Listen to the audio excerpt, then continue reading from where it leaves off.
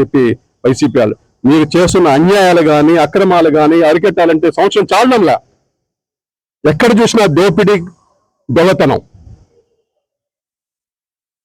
మీరు చేసిన అన్యాయాలు అట్లా ఉన్నాయి. ఎక్కడ చూసినా కబ్జాలే. ఏ ఊరికి పోయినా ఆ గ్రామ కంఠంలో కబ్జాలు జరుగుతూ ఉన్నాయి. ఎక్కడ ఏ నదిలో పోయినా ఇసుక తోడేస్తున్నారు. అది చాలదన్నట్టు పొలవమని ఇవాళ కూడా ఇప్పుడు కూడా వైస్ స్మగ్లింగ్ కానీ ఇసుక స్మగ్లింగ్ కానీ అవే చెప్పా పోలీసు వారికి కూడా. ఎట్టి పరిస్థితుల్లో ఎవరిని ఉపేక్షించడానికి వీల్లేదు. నిస్సందేహంగా ప్రతి ఒక్కరిని లోపడేయాల్సిందే, కఠినంగా ఉండాల్సిందే. ఇక్కడ బిడ్డల ప్రాణాలు కాపాడుకోవాల్సిన బాధ్యత మన అందరి మీద ఉంది. గంజాయి ఎట్టి పరిస్థితుల్లో ఇక్కడ ఉండడానికి వీల్లేదు. గంజాయి వ్యాపారం చేసే ఏ నా కొడుకైనా కూడా పోవాల్సిందే. చాలా వాటిలో రోజా వాళ్ళ ఫ్యామిలీ ఇన్వాల్వ్ అయ్యింది, అయినా ఉపేక్షిస్తున్నా. కానీ గంజాయిలో దొరికితే మటు ఎట్టి పరిస్థితుల్లో మెడ ఈడ్చుకొని లోపడేస్తాం,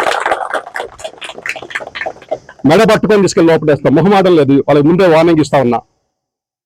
ఊరికే దొంగే దొంగ దొంగ అన్నట్టుగా అరిచేస్తే ఇక్కడ అంత అమాయకులు కానీ పిచ్చివారు కానీ ఎవరు లేరు.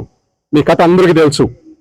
మీరు చేస్తున్న అన్యాయాలు కానీ అక్రమాలు కానీ లూటీలు కానీ పంచుకొని తినడాన్ని కానీ అవన్నీ మీరు చూశారు, విసిగిపోయారు. కాబట్టి 45,000 ఓట్లు మెజార్టీ ఇచ్చారు. మిమ్మల్ని అసహించుకున్నారు, మీరు వద్దని వేశారు. అంతేగాని